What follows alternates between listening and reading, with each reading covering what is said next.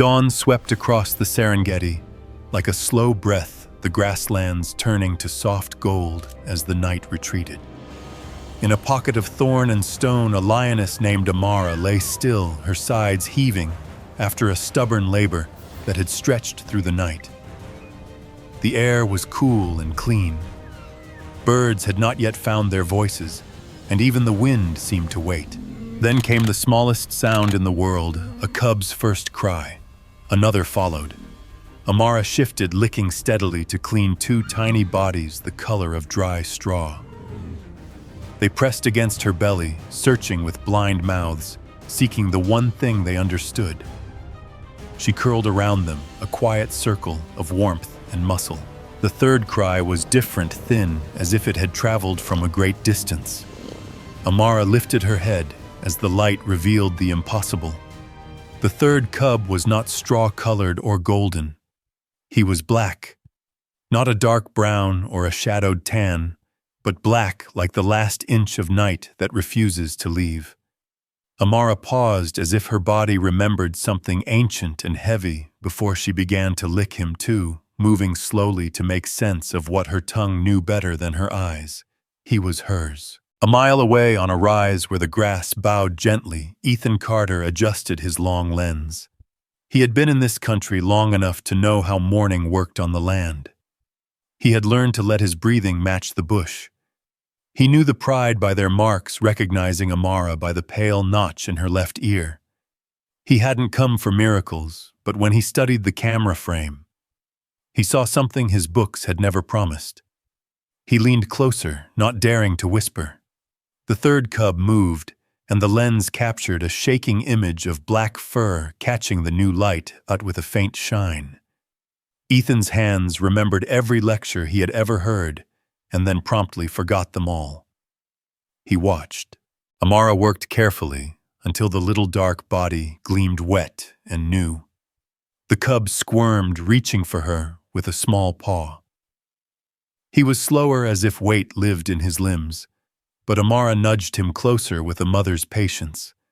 As the sun climbed, the two pale cubs made satisfied sounds, while the dark one finally found his place, his whole body trembling with the effort of pulling life into himself. It didn't take long for the rest of the pride to notice. Suri, the matriarch, approached first. She leaned in to breathe in the scent of new life, a low rumble of approval in her chest. Then the dark cub moved. The light caught him like ink on paper. Suri's ears tipped back, not a snarl, but a hesitation, a tiny hook in the rope of instinct. The younger lionesses held still, drawing in the scent, one pulling back, as if she had reached for a familiar step and found only empty air. Ethan watched through glass that suddenly felt too small. He knew the word melanism, knew how rare it was, and knew that in a place where survival depends on blending in color is never just color. He wrote a single line on a card, "Dark Cub," with Amara nursing, pride hesitant. Amara kept her eyes on Suri, her tail twitching. After a long silence, the hard line in Suri's shoulders eased. She stepped back, giving the den its sacred space. There was no ceremony, only the quiet recognition that something had entered their world that would need watching. The sun rose higher. Amara shifted with care, and the dark cub tumbled before righting himself with determined clumsiness. He wasn't strong yet, but he was here. Ethan lowered the camera, feeling the ache that comes when the bush shows you something simple and true. He wanted to believe warmth and milk would be enough, but the golden grass and dust reminded him that everything here had learned to be the color of the sun. Amara slept in shallow intervals, counting her cubs by touch and smell. Each time she reached 3, her breath settled. Toward noon, a cloud offered a brief blessing of shade. The dark cub tucked himself under her forehead, hidden from the sky. If he had a name, it lived only in the steady drum of his mother's heart. Ethan raised his camera again, capturing a sequence like a prayer. He could feel the opening lines of a story. He did not control a story older than the grass. He wrote one final note, day 1. 3 cubs, 1 black. Amara, calm, pride, uncertain. Watch. Wait. The sun moved on and shadows settled in new places. Far up on the rise, a man sat very still, promising to remember this morning exactly, because some beginnings already carry the shape of what they will ask of you in the end. What country are you in? And what time is it while you're watching? Let me and everyone know in the comments. The morning following the birth drifted into a hazy veil of dust and heat. The Serengeti seemed half asleep, catching its breath between the midnight hunts and the scorching afternoon. Ethan Carter sat at the small wooden table in his outpost, the kind that creaks protestingly when you lean on it, and pored over yesterday's photographs. He had witnessed plenty in his years, here scarred lions, brutal droughts, and hyena raids, but nothing compared to this. In every shot, the tiny black cub stood out against the wild as if it carried a fragment of the night still tucked into its fur.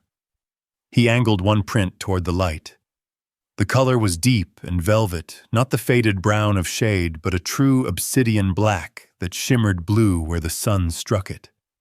He felt that same tug in his chest he'd felt on the ridge. The image left him uneasy. Beauty often does when it appears in places it shouldn't. The outpost door groaned open. Dr. Grace Holloway stepped inside, dust clinging to her boots.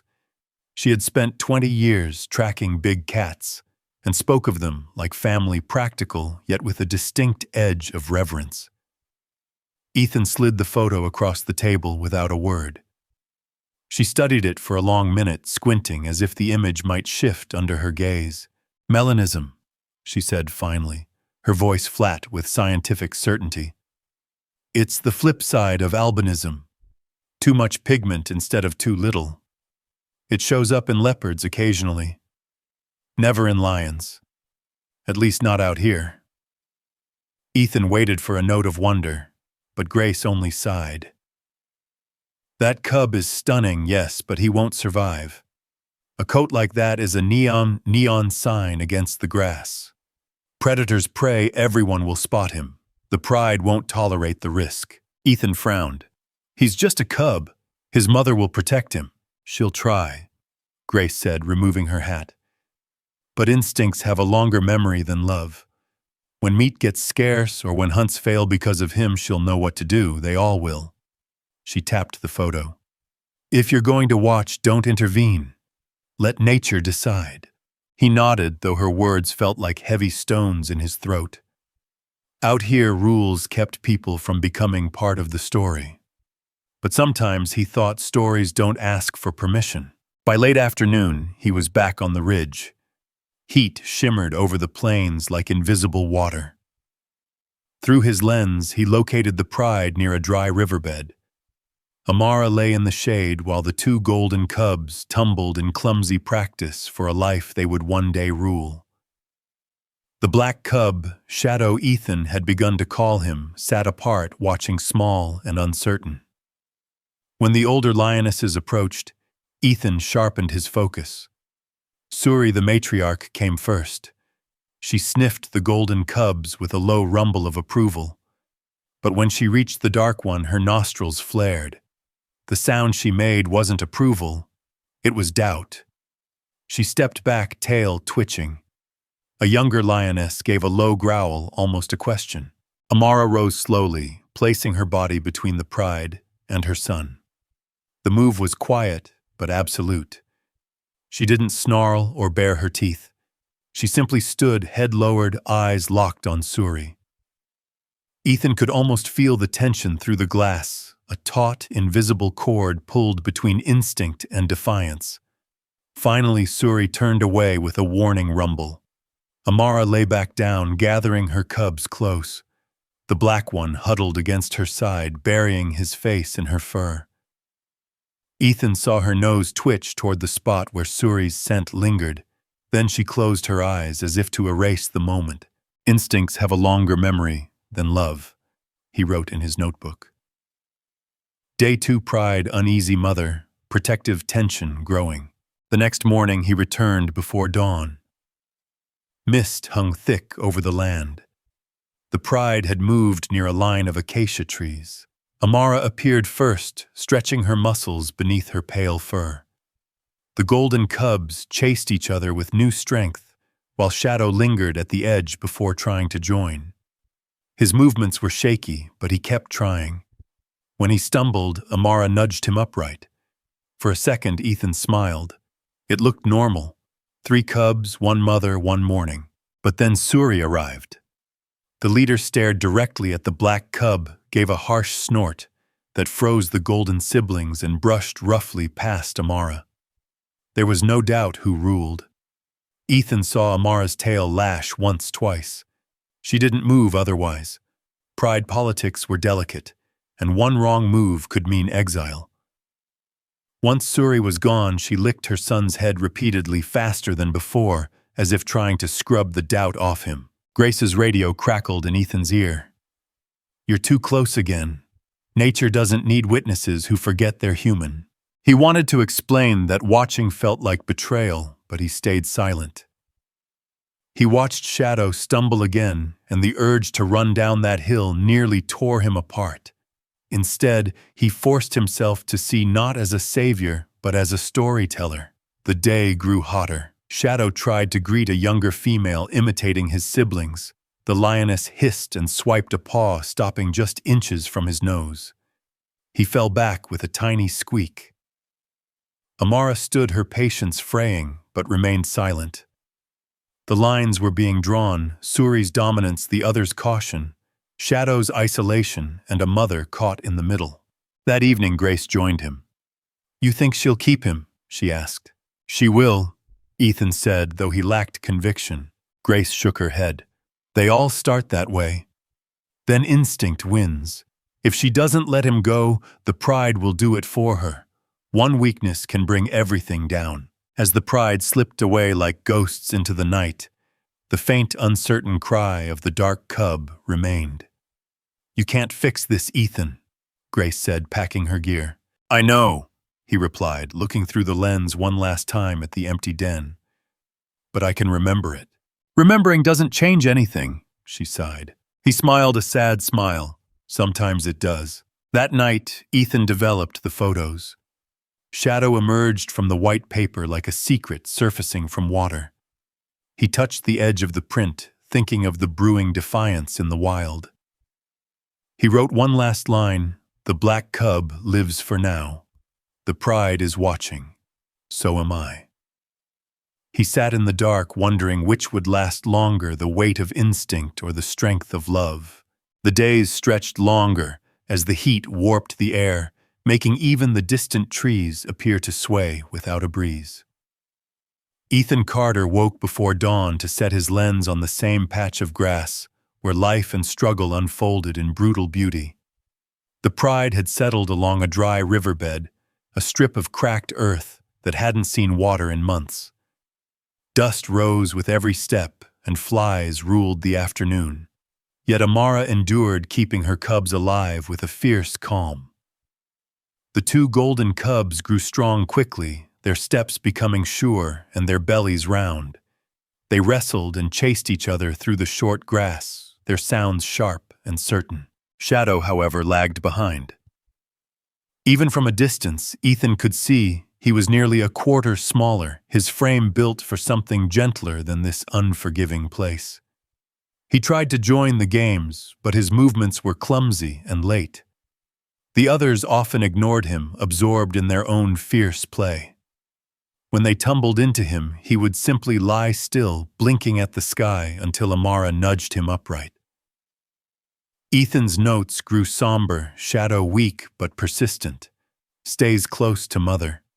Pride distant. He told himself he was just recording facts, but he found himself whispering encouragement to the glass, as if words could bridge the distance. The pride began short night hunts, leaving Amara to hide the cubs under low brush during the day. When the hunts failed, the hunger-fueled tension became palpable. One sweltering afternoon, Suri and 2 younger females approached the den early. Amara went rigid. Shadow was asleep against her belly. But as he woke and stood, his black fur caught the sun like a piece of night set loose in the daylight. Suri's ears flattened. She moved too close, sniffing with visible disdain. Amara rose, blocking her path. The two lionesses locked eyes in a silent standoff until Suri let out a low, sharp snarl, a warning of things to come. As the week passed, the golden cubs grew bolder, while Shadow struggled just to keep up his hind legs, seemingly heavy with effort. During a sudden storm, the pride huddled under a rock ledge. Suri gave a disapproving growl as Shadow pressed into his mother's chest for warmth. Later, when the pride returned from an empty hunt, a young female named Tally swiped at Shadow in warning, sending him scurrying back to Amara. Suri welcomed the golden cubs with warmth, but turned her head away whenever Shadow appeared. The breaking point arrived after another failed hunt. Suri stalked toward Amara's den, her body burning with the promise of violence. Amara rose to meet her halfway, a silent, trembling shield for the cub who had no idea how much his life was costing her. The standoff lasted only seconds before Suri turned away, her message delivered. Ethan lowered his camera, his chest tight. He knew what was coming. The pride had begun to separate the weak from the strong. It wasn't cruelty. It was survival as cold as stone. That evening, as the sun turned the world to gold, Shadow's fur simply swallowed the light, looking more like an absence than an animal. Ethan wrote one last note: Shadow grows slower, pride restless, conflict near. The savannah burned gold that morning, the grass tall and brittle under the weight of the dry season. Every sound carried for miles buzzing flies, distant hooves, and the restless breathing of predators waiting for the hunt. Ethan Carter sat on the hood of his Jeep camera balanced on his knee, his lens pointed toward a pride that had become more a study in tension than in unity. He had watched the drama unfold for weeks, the whispers of dominance, the cold glances, and the way hunger made the air thick with impatience. But today felt different. Today something dangerous simmered beneath the surface. Suri the matriarch paced near the clearing, her tail flicking like a whip. The pride had failed 3 hunts in a row, and their ribs were beginning to show. The cubs, once round and playful, now cried more than they wrestled. Amara lay apart from the others, her 3 cubs pressed close. While the 2 golden siblings fought for the best nursing spot, Shadow stayed near her hind legs, half hidden in the shade. He had grown leaner, his fur dull from malnutrition. Ethan caught the faint tremor in the cub's legs every time he tried to stand. Suri turned her head, her eyes locking onto Amara. The message was silent but clear. Hunger had made the pride impatient, and Shadow's difference had made them cruel. When the hunt began that evening, the lionesses spread out through the tall grass in a formation honed by survival. Amara trailed behind, pushing her cubs toward a nearby ridge for safety. The scent of antelope was promising, and the air was still. Ethan followed at a distance, the hum of his engine drowned by the rustle of grass. The herd grazed about 200 yards away. Suri crouched low, muscles coiled, while Nala and Tally flanked her, their golden coats melting into the terrain. It was a perfect setup until the cubs moved. Ethan saw it first, a patch of black fur shifting in the grass, catching the last light of sunset. Shadow had followed his mother, too curious and too young to understand the stakes. His dark coat burned against the landscape like ink on parchment. The first alarm call from an antelope shattered the silence. In seconds, the herd scattered like wind-blown leaves. Suri lunged, but her prey was gone, leaving only a cloud of dust on the horizon. The pride's furious roars echoed across the plain. Amara charged toward Shadow, not to harm him, but to shield him with her body as the pride's anger rose. But the damage was done. Ethan's hands shook as he lowered his camera. He could feel the storm building. Suri approached, her face twisted with frustration, followed by the younger females. In the twilight, Their coats glowed like embers around Amara's shadowed figure. Suri didn't need to roar. Her silence was colder than any sound. She squared her shoulders, every line of her body heavy with command. Amara submitted, but did not retreat, blocking her cub, as a low, ancient growl rumbled through the air. The standoff lasted 15 minutes, power versus instinct, dominance versus love. And out here, love was losing. Finally, Suri backed away. The pride turned as one and slipped into the eastern darkness. Amara stood alone, her breath shaking, as the night filled with the cries of her youngest cub. Ethan stayed long after they vanished. His notes were uneven. Day 39. Pride fractured. Black cub blamed. Amara isolated. Survival instinct overpowers affection. He waited for dawn to see what the pride had decided. By morning, the others were feeding on a small warthog caught in the night. Amara was missing. Ethan tracked her north until he found her moving slowly, her cubs trailing behind. Shadow lagged, panting with effort. They reached a patch of thorn bushes where Amara stopped. After the golden cubs nursed, she stood and looked toward the horizon, where the pride's dust rose. Her tail flicked with uncertainty. She licked the golden cubs clean, then turned to Shadow. She touched her nose to his, a brief gentle goodbye. Then she walked away. When Shadow tried to follow, crying softly, she spun around, growled, and drove him back into the thorns. It wasn't a roar, just enough to make him stop. Ethan gripped the steering wheel, his heart pounding. He wanted to shout, to intervene, but he stayed silent. His camera trembled as he filmed the small black figure shrinking against the endless gold. When Amara disappeared, Shadow cried until his voice broke. He lay down in the dirt, eyes fixed on the horizon. Ethan recorded the moment without breathing, then wrote one final line. Day 40. Amara has chosen. As the stars began to fade, a mother hunted with her pride elsewhere, while in a cradle of thorns, a black cub waited for a sound that would never come. For the first time, Ethan wished he had never learned to watch without acting.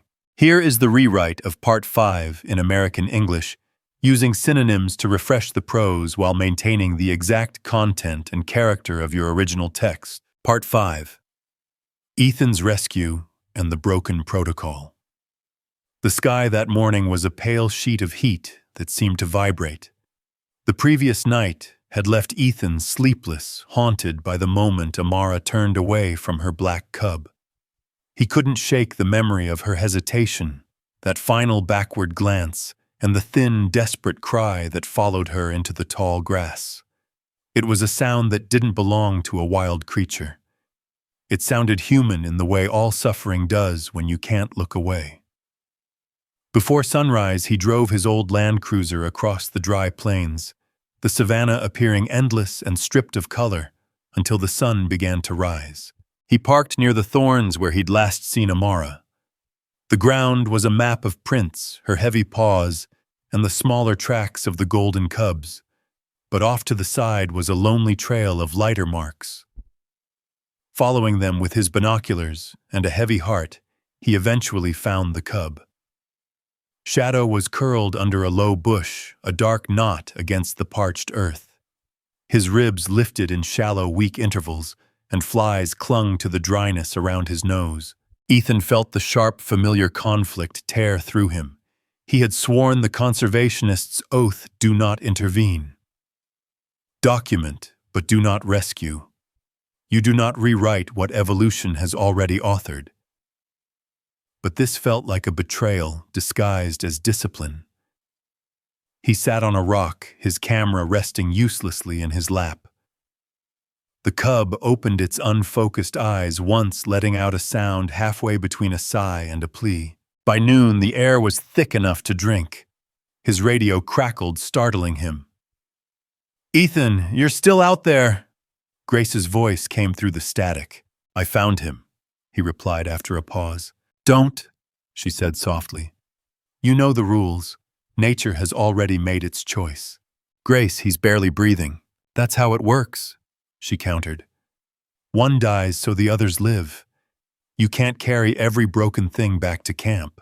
Ethan didn't answer. He watched the cub for 2 more hours as its breathing slowed.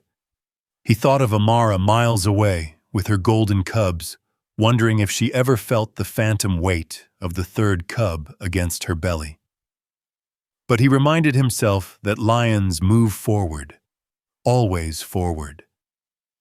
When the wind shifted, he smelled the scent of the earth turning to dust.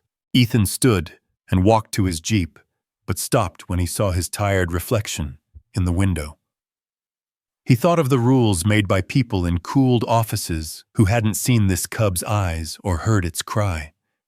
He slammed the door and knelt beside the bush. Up close, he could hear the faint whistle in the cub's lungs, the rasp of life refusing to quit. He reached out, brushed the dirt from the black fur, and locked eyes with the cub. There was no fear, only exhaustion. "It's all right," Ethan whispered. "You've done enough." He lifted the small, frail body, wrapping it in his jacket.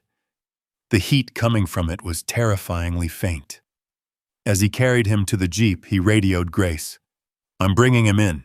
"Ethan, no," she snapped. "That's against protocol. You'll lose your permit, maybe worse." "Then I'll lose it," he said. "I'm not leaving him." After a long silence, Grace's voice softened. "If you're going to do this, do it right. Go straight to Araucaria Sanctuary. Don't stop. Keep him warm, and for God's sake, don't let anyone see you." He smiled faintly. "Copy that." The journey back seemed to stretch forever. The cub shifted once, emitting a faint, fractured whimper.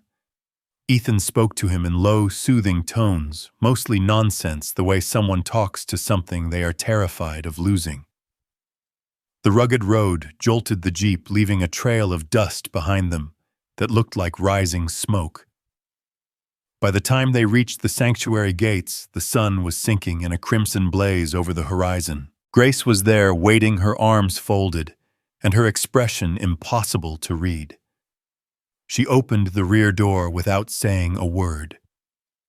Ethan carefully placed the small, bundled body onto a table inside the clinic. The cub's chest moved with the barest hint of life. Grace stared at the tiny creature for a long moment, then turned her gaze to Ethan. "If this doesn't go well," she warned, "you don't get to feel like a hero." "I just wanted him to have a shot at life," Ethan replied softly. She gave a brief nod and began the process. Saline antibiotics and milk replacer heated over a small flame. Her movements were precise, her focus unwavering. Ethan stood back, feeling both powerless and profoundly grateful. As hours ticked by, the cub's breathing gradually leveled out, though his frame remained too frail for movement. Grace draped a cloth over him and leaned back against the counter. "You understand," she said, "that this changes things permanently. We can't release him back into the wild now. He's been handled. He belongs to us now." Ethan looked at the small form resting under the fabric. "Then he's lucky we reached him first." Grace sighed, shaking her head. "No, Ethan. He's lucky that you still believe luck carries any weight in a place like this." Outside, the night grew cool. The storm that had hovered for days finally broke in the distance, thunder rolling like slow applause. Ethan sat beside the cub's table long after Grace left, the sound of rain beginning to patter against the tin roof. He thought about the lines humans draw between right and wrong nature, and mercy watching and acting. Somewhere Amara slept with her pride, unaware that the smallest piece of her still breathed miles away in a human camp. Ethan reached out and rested a hand lightly over the cub's back. The fur was rough under his fingers, but warm. "You're safe now," he whispered. "At least for tonight." The cub shifted slightly, a sigh escaping its throat. Ethan leaned back, exhaustion washing through him. The rain grew heavier, and for the first time in weeks, the land smelled alive. He closed his eyes, wondering if he had saved a life or rewritten a story that was never meant to be changed. By morning, the storm had moved east, leaving the sanctuary steaming. The scent of wet earth and diesel filled the air as Ethan entered the clinic. Grace was already there, leaning over Shadow under a cone of yellow light. The black cub lay on a folded blanket, his chest rising with a fragile rhythm. Ethan had barely slept. The weight of his choice still echoed in his mind. Out here, the line between saving and interfering was razor thin, and he had crossed it. Grace looked up from her notes. "He made it through the night," she said quietly. "That alone is a miracle." Ethan breathed out. "Then he's a fighter." "Or stubborn," she replied. "We'll see which wins." Over the next few days, routine became their world. Grace mixed formula and antibiotics while Ethan kept the small space warm through the cold Serengeti nights. The cub gained strength in hesitant steps, first lifting his head, then crawling. His fur began to shine as black as the hours before dawn. Ethan started calling him Shadow out loud. "You were supposed to disappear," he'd whisper, "and yet here you are." Within 2 weeks, the cub was walking. Within a month, he was following Ethan everywhere, nipping at his boots. Grace warned him not to get too close yet. Even she began leaving her office door cracked to watch him move. "You realize you've created a problem," she said one evening.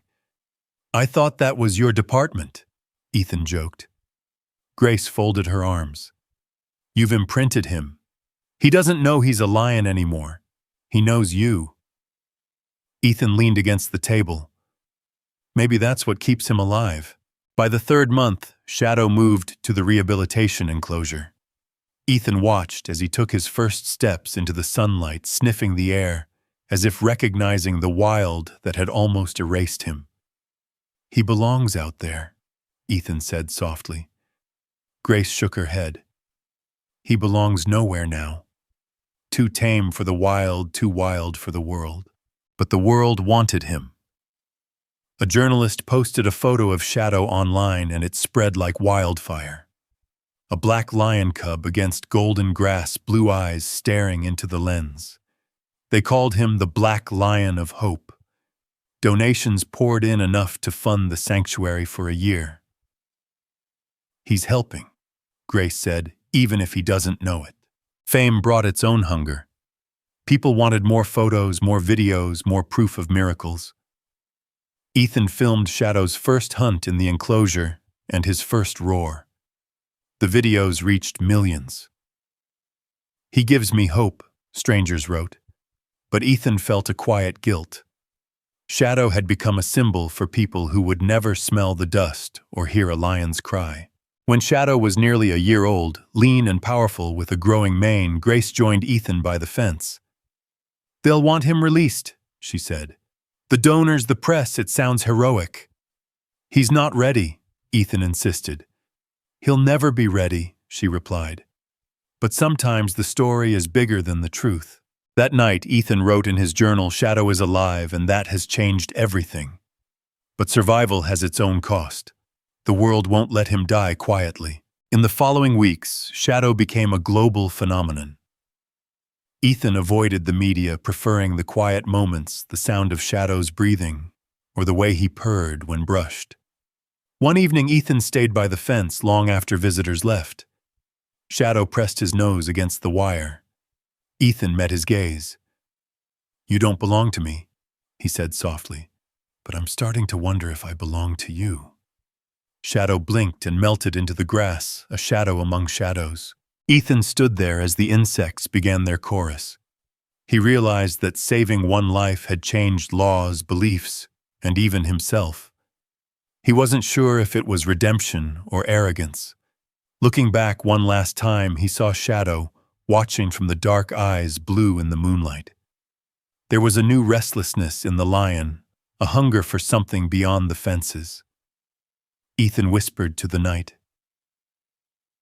"You were never supposed to live, but maybe that's why you must."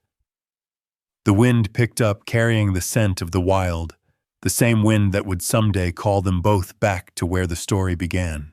Part 8.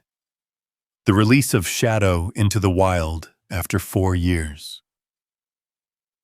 4 years slipped by like grains of sand through Ethan Carter's fingers.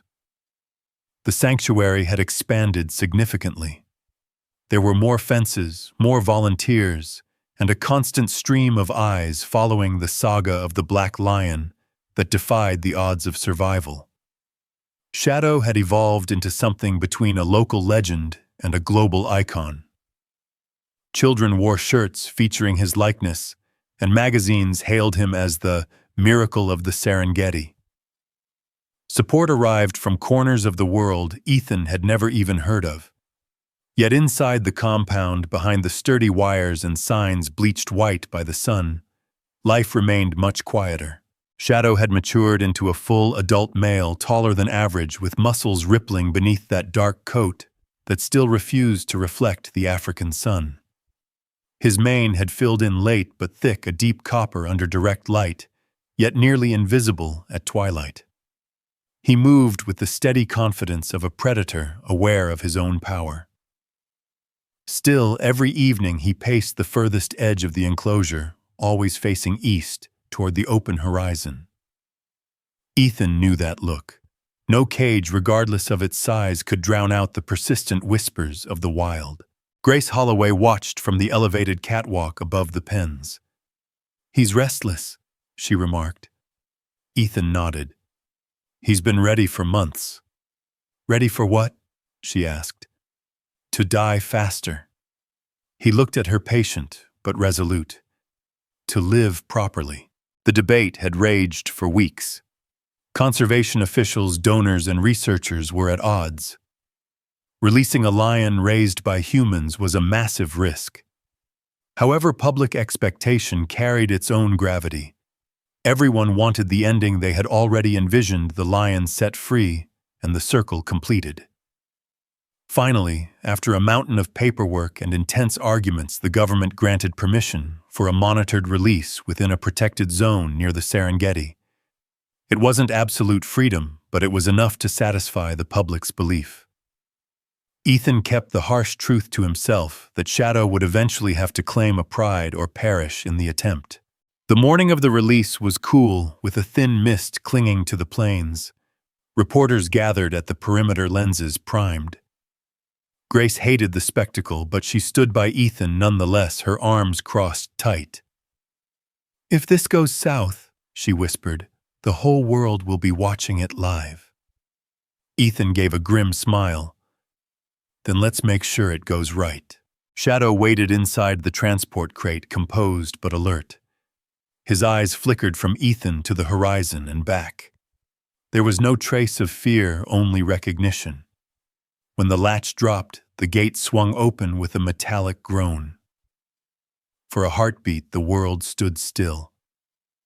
Then Shadow stepped forward, slow and deliberate, like a king reclaiming a lost throne. His paws sank into the dirt, and the soft thud of that contact, the reunion of life and land, felt louder than any cheer. He paused once, turned his head toward Ethan, and let out a low, breathy sound that might have been a growl or perhaps something closer to a goodbye. Then he walked into the tall grass and vanished. The media erupted behind them. Questions were shouted, cameras clicked incessantly, and voices rose in excitement. Ethan barely heard any of it. He stood watching the grass sway long after the lion had disappeared. The wind brushed through the stalks like fingers turning a page, moving toward the final chapter. For the first time in years, the sanctuary felt completely empty. Part 9. The emotional reunion of Shadow and Amara. Grace pretended not to notice the heavy silence in Ethan's cabin, the untouched meals, or the way he drove out alone every morning toward the release site. He told himself it was for research and data, but deep down he knew it was something simpler. He missed the sound of another heartbeat beside his own. Weeks passed. Tracks began to appear, faint but unmistakable. Large paw prints led toward the river valleys where prey was abundant. Camera traps captured fleeting glimpses, a dark shape at dusk, a pair of blue eyes piercing the night. Shadow was surviving. More than that, he was thriving. Then came the day that brought the story full circle.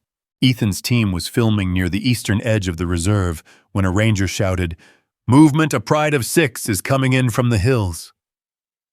Ethan raised his binoculars. The lead lioness moved with power and precision. Her coat was a pale gold, and a scar rimmed her left eye. It was Amara. The world seemed to fall silent. The other lionesses trailed her, followed by 2 nearly grown cubs.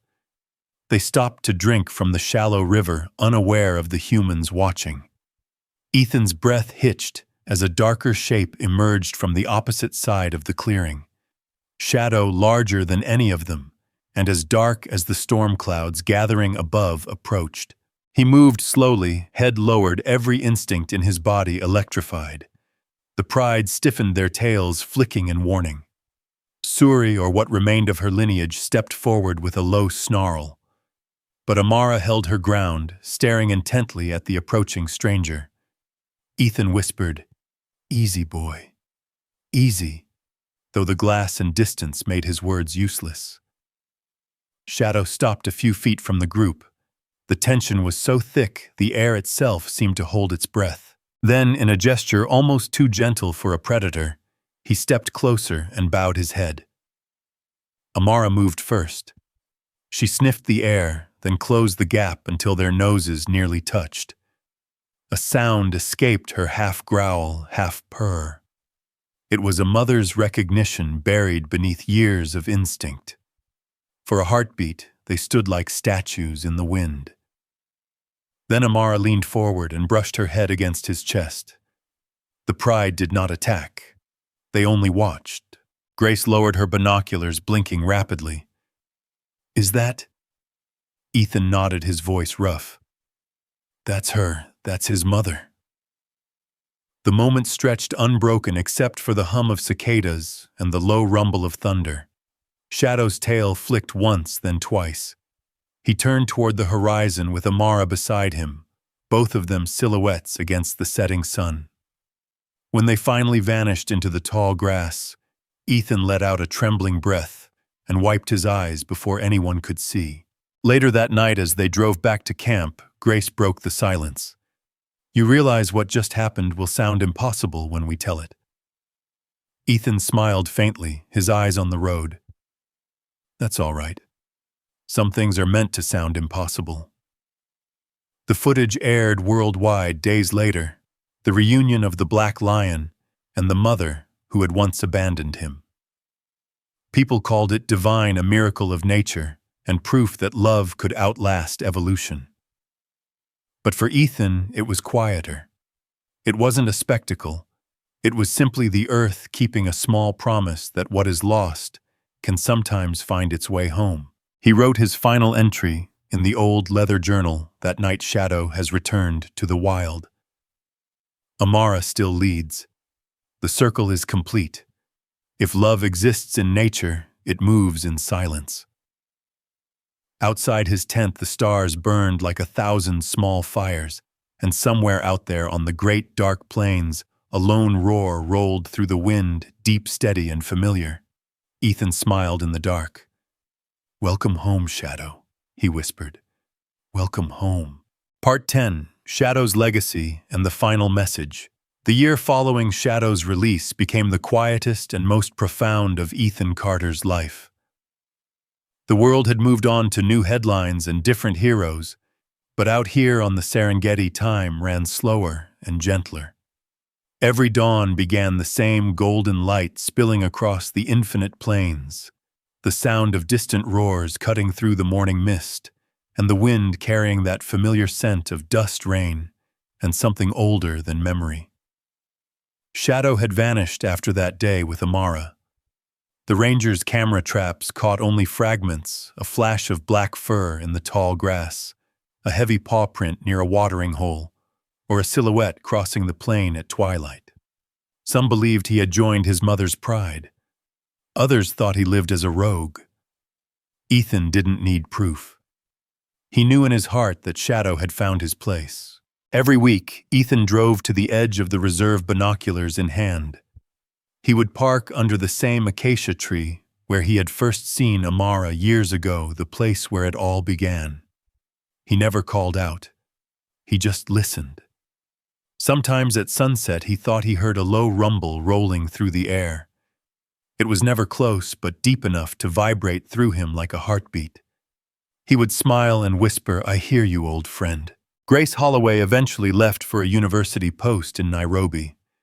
On her final night sitting by the campfire, she told him, "You changed the story, Ethan. You made people believe mercy still has a home in the wild." Ethan poked at the embers. "I didn't change anything. I just didn't look away."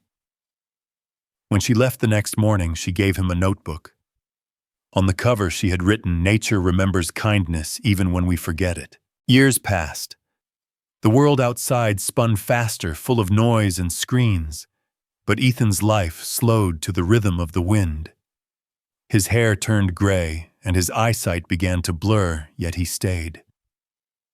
One evening, as the sun bled into the horizon, Ethan climbed the ridge overlooking the plains.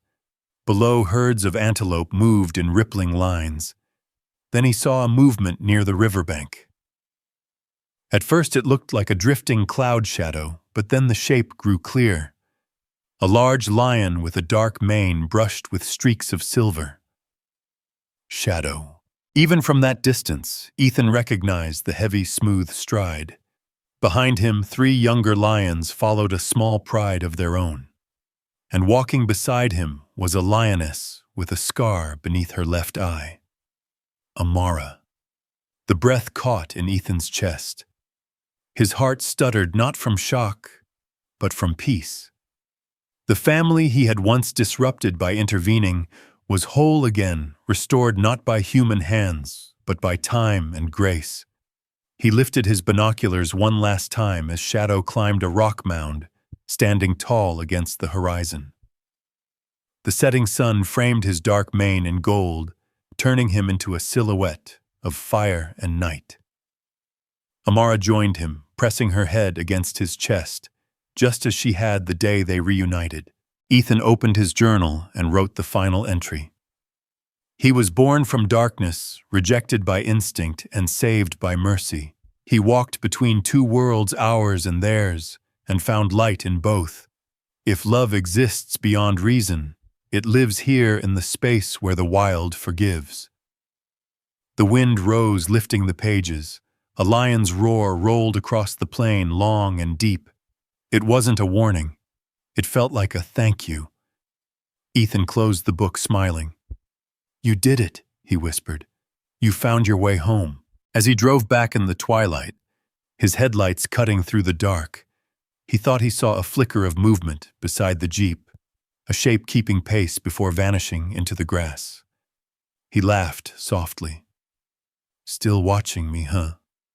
That night, Ethan dreamed of the cub he once carried in his arms, now a king walking free beneath the stars. Months later, his book was published, The Lion Born in Darkness. It was dedicated to Amara, who taught him what a mother's love could endure, and to Shadow, who showed him what it meant to survive it. Travelers to the Serengeti still tell stories of a black-maned lion walking beside a golden lioness at dusk, their voices rising together in a music only the earth can understand. And somewhere beyond the horizon, Ethan Carter's words still echo in the wind: "Love has no color, and mercy is the only law that matters."